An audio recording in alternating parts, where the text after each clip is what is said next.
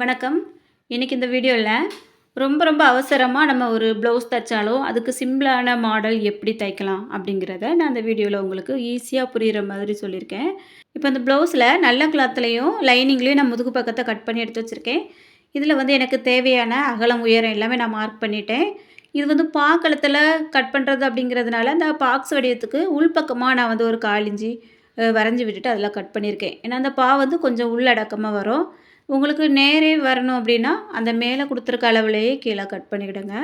இப்போ வந்து நல்ல பக்கத்துக்கு மேலே அந்த லைனிங்கை வச்சுட்டு 1/4 இன்ச்சில் தையல் போட்டு அந்த பா வடிவம் நம்ம கட் பண்ணியிருக்கோம் பார்த்தீங்களா, அந்த கார்னர் வரக்கூடிய இடத்துலலாம் ஊசியை நிறுத்தி அப்படி திருப்பிட்டு தையல் போட்டு வெளியே எடுத்துடலாம். இந்த மாதிரி தைக்கும்போது நம்ம அந்த கழுத்து சேஃப் வந்து கரெக்டாக கொண்டுட்டு வரலாம். இப்போ கட் பண்ணி விட்டுறலாம். கொஞ்சம் எக்ஸ்ட்ரா கிளாத் அதிகமாக நின்றுதுன்னா அதையும் கட் பண்ணி விட்டுறலாம். இப்போ திருப்பிட்டு அந்த 2 கிளாத்லேயுமே சேர்ந்த மாதிரி விளிம்பில் ஒரு தையல் போட்டு எடுத்து வச்சுக்கிடுவோம். கார்னர் வரக்கூடிய இடத்துல கரெக்டாக நிறுத்திக்கிடுங்க. லைனிங் எதுவுமே வெளியே வந்து தெரியக்கூடாது. இதையும் கவனிச்சுக்கிடுங்க. இப்போ திருப்பி அப்படியே வெளிப்பக்கமாக எடுத்துகிட்டு இந்த ப்ளவுஸில் வந்து சுற்றி ஒரு ஜாயிண்ட் தையல் போட்டு எடுத்துடலாம். லைனிங்கோட அளவுக்கு ஜாயிண்ட் தையல் போட்டுட்டு நம்ம நார்மலாக எப்பவும் போல் அந்த வெளிப்பக்கமாக நிற்கக்கூடிய நல்ல கிளாத் எல்லாமே கட் பண்ணி எடுத்துடலாம். இந்த ப்ளவுஸோட உயரத்தையும் முதுகு பக்கத்தில் மடித்து தைச்சி எடுத்து வச்சுக்கிடலாம். அதுக்கப்புறமா நம்ம வந்து மாடல் தைக்க போகிறோம். முதுகெல்லாம் மடித்ததுக்கப்புறமா தைச்சோன்னா இந்த மாடல் வந்து ஈஸியாக தைச்சிடலாம். அதுக்காக தான் நான் இந்த ப்ளவுஸ் வந்து ரொம்ப ஒரு அவசரமாக தான் தைச்சிட்டு இருந்தேன். அதனால் இந்த மாடல் வந்து கொஞ்சம் சிம்பிளாகவும் இருக்கிற மாதிரி இருக்கும், பார்க்குறதுக்கும் நல்லா இருக்கும் அப்படிங்கிறதுனால இந்த மாடல் வந்து சூஸ் பண்ணிக்கிட்டேன். நான் எப்படி முடிச்சிருக்கேன் அப்படிங்கிறத கடைசியில் பார்த்துட்டு சொல்லுங்கள். ரொம்ப சீக்கிரமாக தைச்சேன். ஏன்னா நம்ம ஒரு அவசரமாக தைக்கிற டைமில் இந்த மாதிரி ஒரு மாடல் நமக்கு ரொம்பவே ஹெல்ப் பண்ணும். இப்போ வந்து அந்த வடிவம் இருக்குது பார்த்தீங்களா, அதில் மேல் பக்கத்தில் நான் அந்த மாதிரி கோல்டு கலர் லேஸ் வச்சு தையல் போட்டு எக்ஸ்ட்ரா நிற்கிறத கட் பண்ணி எடுத்துட்டேன். இந்த சாரியோட கலர் வந்து நல்லா க்ரீன் கலராக இருந்து அதிலேருந்து ஒரு 2.5 இன்ச்சு அகலத்துக்கு நேர் பீஸாக ஒரு பீஸ் கட் பண்ணி எடுத்திருக்கேன். இந்த கிளாத்தை 2ஆக மடிச்சுட்டு மறுபடியும் அந்த 2 பக்கமும் விளிம்பு வருது பாருங்கள், அந்த பிசுறு தெரியக்கூடிய பகுதி, இதையே நான் வந்து மடித்து எடுத்திருக்கேன். இந்த மாதிரி மடிக்கும்போது நமக்கு கொஞ்சம் அந்த பிசுறு எல்லாமே உள்ளே போயிடும். மேல் பக்கமாக பார்க்குறதுக்கும் நீட்டாக இருக்கும். அதனால் நான் அந்த 2ஐயும் சேர்த்து வச்சு இந்த மாதிரி மடிச்சுக்கிட்டேன். இப்போ தையல் போட்டு எடுத்ததுக்கப்புறமா அந்த பிசுறு எதுவுமே இல்லாத அளவுக்கு கொஞ்சம் கட் பண்ணி எடுத்து வச்சுடலாம். அப்போ தைக்கிறதுக்கு இன்னுமே கொஞ்சம் வசதியாக இருக்கும். இந்த கிளாத் பார்த்தாலே தெரியும், தைக்க தைக்க பிசுறு வந்து வந்துட்டே இருக்குது பாருங்கள்.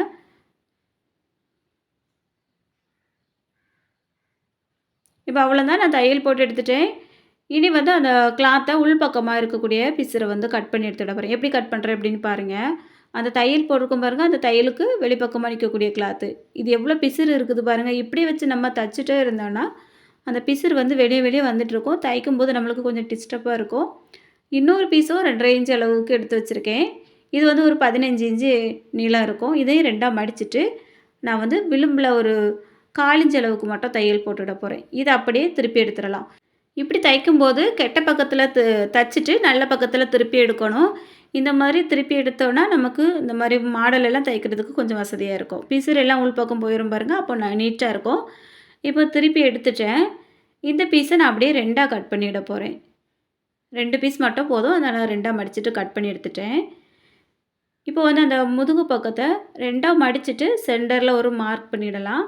ஏன்னா நம்ம டிசைன் வைக்கும்போது அந்த சென்டர் வந்து கரெக்டாக தெரியும், அதுக்காக தான்.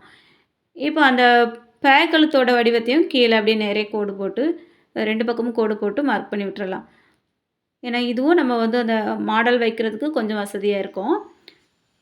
அந்த ரெடி பண்ணி வச்சுருக்க க்ரீன் கலர் கிளாத் இருக்குது பாருங்கள், இதை எடுத்துட்டு கழுத்துலேருந்து ஒரு 1/2 இன்ச்சுக்கு கீழே இறக்கி வந்து இந்த கிளாத்தை இப்படி வைக்கணும். வச்சுட்டு நம்ம வெளிப்பக்கமாக மார்க் பண்ணி விட்டுருக்கோம் பாருங்கள், அந்த மார்க்கிங்குக்கும் ஒரு பாயிண்ட் வெளியே வர்ற மாதிரி ஒரு தையல் போட்டுடலாம். அடுத்தது ஒரு 1/2 இன்ச்சு விட்டு இன்னொரு கிளாத்தையும் அதே மாதிரி வச்சு தைச்சிருக்கேன். அப்படியே வந்து இந்த பக்கம் திருப்பிட்டு கரெக்டாக வச்சுக்கிடலாம். அந்த இடங்கள் நம்ம இந்த பக்கம் எந்த அளவு வச்சுருக்கோமோ அதே மாதிரி வச்சுட்டு அந்த க்ரீன் கலர் கிளாத்துக்கு உள்பக்கமாக அந்த மாதிரி ஒரு விரலை விட்டுட்டு அந்த விரல் அளவுக்கு லூஸ் வர்ற மாதிரி வச்சுட்டு அடுத்த தையல் போடுங்க. இந்த லூஸ் எதுக்காக அப்படின்ட்டு நான் கடைசியில் சொல்கிறேன், அப்போ உங்களுக்கு புரிஞ்சிடும். இப்போ வந்து தையல் போட்டு எடுத்தாச்சு. அந்த தையலுக்கு வெளிப்பக்கமாக கொஞ்சம் கிளாத்தை விட்டுட்டு அப்படியே கட் பண்ணி எடுத்துடலாம். 2 பக்கமே கட் பண்ணி எடுத்துருவோம். இப்போ அந்த பீஸ் வந்து ஒரு நீல பீஸாக மடித்து தைச்சி வச்சுருந்தோம் பாருங்க, அதை எடுத்து இடது பக்கம் ஷோல்டரில் இருந்து நான் அந்த மாதிரி ஒரு மடிப்பு மடித்து விட்டுட்டு அந்த கழுத்துலேயே தைச்சி கொண்டுட்டு வரேன். கீழே வந்து நம்ம 2 பீஸ் வச்சு ஜாயின் பண்ணியிருக்கோம் பாருங்க, அதில் ஒரு தையல் போட்டிருந்தாலும் அந்த தையலும் கவர் ஆகி இந்த பீஸ் வரணும். அப்போ தான் நமக்கு நிறைய தையல் வந்து தெரியாமல் இருக்கும். அப்படியே தச்சுட்டு கீழே வந்து கொஞ்சம் கட் பண்ணி விட்டுட்டு மடித்து தச்சிடலாம். நான் வந்து இந்த ப்ளவுஸ்க்கு முன்பக்கத்தையும் சேர்ந்த மாதிரி ஜாயின் பண்ணிட்டேன். ஏன்னா நான் நிறைய வீடியோவில் சொல்லியிருப்பேன், எனக்கு முன்பக்கமும் சேர்ந்த மாதிரி டிசைன் வைக்கும்போது தான் ரொம்ப பிடிக்கும் அப்படின்னு. அப்போ அந்த ஷோல்டரில் வந்து பிசுறு தெரியாமல் நீட்டாக இருக்கும். நம்ம தனியாக தைச்ச மாதிரி தெரியாது. அதனால் இந்த மாதிரி வலது பக்கமும் கீழே அடிப்பக்கத்தில் இருந்து ஆரம்பிக்கிறேன் பாருங்க. லேசாக மடித்து விட்டுட்டு இந்த பிசுறு தெரியாத அளவுக்கு தைக்கேன். இப்போ அப்படியே தச்சு கொண்டு வந்து முன்பகுதிக்கும் சேர்ந்த மாதிரி தைக்கலாம். ஏற்கனவே அந்த ஷோல்டரெல்லாம் ஜாயின் பண்ணி எடுத்து வச்சிட்டோம் இல்லையா, அதனால் இந்த மாதிரி தைக்கும்போது அந்த ஷோல்டர் பாயிண்ட் வந்து தெரியாமல் இருக்கும். இந்த மாடல் ப்ளவுஸ் பார்க்குறதுக்கு ரொம்ப நீட்டாக இருக்கும். அந்த முன்பக்கம் அந்த வளைவு வரக்கூடிய இடத்துல வந்து சின்ன சின்னதாக நான் 2 சுருக்கு வச்சுருக்கேன். ஏன்னா அந்த இது வந்து நேர் பீஸு வளைஞ்சு கொடுக்காது. நம்ம அப்படியே பிடிச்சி தைச்சாலும் நெளிஞ்சிட்டு தெரியும். அதனால் அந்த வளைவில் மட்டும் 2 சுருக்கு சின்ன சின்னதாக வச்சு விட்டோன்னா அந்த கழுத்தோட வடிவத்துக்கு ஏற்ற மாதிரி இது வந்து கொஞ்சம் வளைஞ்சு கொடுத்துரும். இப்போ மறுபடியும் அந்த மாதிரி அடிப்பக்கத்தில் இருந்தே அந்த க்ரீன் கலர் கிளாத்தில் வெளிப்பக்கமாக இன்னொரு தையல் போட்டு கொண்டுட்டு வரலாம். இந்த பிங்க் கலருக்கும் க்ரீன் கலருக்கும் நல்லா இருக்குது பாருங்கள் பார்க்குறதுக்கு. அவங்க வந்து ரொம்ப மாடல் வேண்டான்னு சொன்னாலும் எனக்கு இதை பார்க்கும்போது கொஞ்சம் மாடல் தைச்சா நல்லாயிருக்கும் அப்படின்னு தோணுச்சு. அதனால் நான் வந்து சிம்பிளாக இருக்கிற மாதிரி இந்த மாடல் வந்து தைச்சிட்டேன். இனி வந்து கோல்டு கலர் லேஸ் எடுத்து வச்சுருக்கேன். இந்த லேஸை அந்த க்ரீன் கலர் கிளாத்துக்கு வெளிப்பக்கமாக அப்படியே வச்சு ஒரு தையல் போட்டுடலாம். அந்த கிளாத்தில் படிய மாதிரியும் இருக்கணும், அதுக்கு வெளிப்பக்கமாகவும் வரணும். அந்த மாதிரி தையல் போட்டுடலாம். 1/4 இன்ச்சு லேஸ் தான் இருந்தாலுமே நான் அந்த லேஸில் வந்து 2 பக்கமும் தையல் போட்டுட போகிறேன். அப்போ தான் அது வந்து எந்த இடத்துலையுமே எலும்பாமல் நீட்டாக இருக்கும். உங்களுக்கு பார்க்கும்போதே தெரியும் இந்த கலர் எல்லாம் எவ்வளோ அழகாக இருக்குதுன்னு.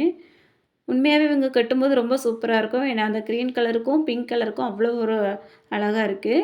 இந்த மாதிரி ஒரு சில கலரும் நம்ம வந்து சேரீ எடுத்து கட்டும்போது பார்க்குறதுக்கு ரொம்ப நல்லாயிருக்கும். இப்போ வலது பக்கத்துலேயே நான் அந்த லேஸை வச்சு அப்படி தச்சு எடுத்துக்கிட போகிறேன். ரொம்ப ரொம்ப ஒரு அவசரமான நேரத்தில் தான் நான் இதை தச்சுருந்தேன். நான் போன வீடியோவிலே சொல்லியிருந்தேன், கொஞ்சம் அவசரமாக 2 ப்ளவுஸ் தச்சு கொடுக்க வேண்டியதாச்சு அப்படின்ட்டு. இப்போது அவசரமாக தைக்கும்போது நமக்கு இந்த மாதிரி ஒரு சிம்பிளான மாடல்கள் வந்து அந்த கலருக்கு ஏற்ற மாதிரி தைச்சோன்னா ரொம்ப நல்லாயிருக்கும். ஒரு சில கிளாத்தில் வந்து நீங்கள் என்ன தான் மாடல் வச்சாலும் அது வந்து நல்லாவே காமிக்காது. அதனால் ஒரு சில கலரை பொறுத்தும் நம்ம வந்து மாடல் தைக்கிறத டிசைன் பண்ணிடணும். சில ஒரே மாதிரி கொஞ்சம் லைட் கலராக இருந்தது அப்படின்னா நீங்கள் என்ன மாடல் வச்சாலுமே அது பார்க்குறதுக்கு லுக்காகவே தெரியாது. இப்போ பாருங்கள், இது தைச்சதுக்கப்புறம் ரொம்ப நீட்டாக இருக்குது. இப்போ அந்த சென்டரில் விட்டுருக்கோம் பாருங்கள் க்ரீன் கலர் கிளாத்து, அது கரெக்டாக சென்டர் வர்ற மாதிரி நான் அடிப்பக்கத்தில் இருந்து ஊசியில் நூல் போட்டு எடுத்துட்டேன். எடுத்துட்டு அதை வந்து 2, 3 சுருக்கு வச்சு நான் தையல் போட்டு எடுத்துட போகிறேன். அந்த லூஸ் எதுக்காக விட்டேன்னா, இந்த மாதிரி நம்ம தைக்கும்போது வந்து லூஸ் விடையில் கரெக்டாக துணியோட அளவுக்கு தைச்சோம் அப்படின்னா, நம்ம இப்படி தையல் போடும்போது அந்த முதுகு பக்கத்தை வந்து சுருக்கி பிடிச்சி இழுக்கும். அதனால எப்போவுமே நீங்கள் இந்த மாதிரி டைப்பில் மாடல் வைக்கும்போது கொஞ்சம் இந்த மேலே வச்சு தைக்கக்கூடிய கிளாத்தை லூஸ் விட்டு தைங்க. அது இல்லை ஒரு சுருக்காக வந்ததுன்னா அது பார்க்குறதுக்கு ரொம்ப நல்லாவே இருக்காது. ப்ளவுஸ் வந்து நம்ம உடம்புல போட்டதுக்கப்புறமா அந்த இடம் ஒரு மாதிரி நெளிஞ்சிட்டு தெரியும், நல்லாவே இருக்காது. இது கொஞ்சம் பார்க்குறதுக்கு லூஸாக தெரிஞ்சாலும் நம்ம உடம்புல போட்டதுக்கப்புறமா ஃபிட் ஆயிரும். இப்போ நான் அந்த இடத்துல வந்து கோல்டு கலரில் கொஞ்சம் பெரிய சைஸ் பீடு எடுத்து 2 பக்கமும் தச்சு விட்டுட்டேன். ரொம்ப ரொம்ப ஒரு அவசர நேரத்துக்கு ஒரு சூப்பரான சிம்பிளான மாடல் வந்து அழகாக ரெடி பண்ணியாச்சு. குறைவான நேரம் தான் ஆச்சு. இப்போ பாருங்கள், தைச்சதுக்கப்புறமா ரொம்பவே நீட்டாக இருக்குது. நான் இதுக்கு ஒரு ரோப் ரெடி பண்ணியிருந்தேன். இந்த ரோப் ரெடி பண்ணுறதுக்கு தான் எனக்கு கொஞ்சம் டைம் ஆச்சு. ஏன்னா அதில் வந்து கொஞ்சம் நிறைய ரோப்பெல்லாம் தைச்சி ஜாயின் பண்ண வேண்டியது இருந்து அதனால். இப்போ இந்த ரோப் தைக்கிற வீடியோ நான் அடுத்த வீடியோவில் எப்படி தைச்சேன் அப்படிங்கிறத வந்து அப்லோடு பண்ணுறேன். இந்த வீடியோ எப்படி இருந்ததுன்னு சொல்லிவிட்டு கமெண்ட் பண்ணுங்கள். இந்த வீடியோ பிடிச்சிருந்தா மறக்காமல் ஒரு லைக் கொடுத்துருங்க. நம்ம சேனலில் அடுத்தடுத்து நிறைய வீடியோக்கள் வந்து வர இருக்குது. இதே போல் ஆதரவை எப்போவுமே தந்துட்டுருங்க. நம்ம சேனலை சப்ஸ்கிரைப் பண்ணிவிட்டு பக்கத்தில் இருக்க பெல் பட்டனை ஆன் பண்ணிட்டீங்கன்னா நான் அடுத்தடுத்து அப்லோட் பண்ணக்கூடிய வீடியோஸ் எல்லாமே உடனுக்குடன் உங்களுக்கு நோட்டிஃபிகேஷன் வரும். மிஸ் பண்ணாமல் நீங்கள் எல்லா வீடியோஸையும் தொடர்ந்து பார்க்கலாம். இது வரைக்கும் இந்த வீடியோவை பொறுமையாக பார்த்த எல்லாருக்கும் ரொம்ப ரொம்ப நன்றி. வணக்கம்.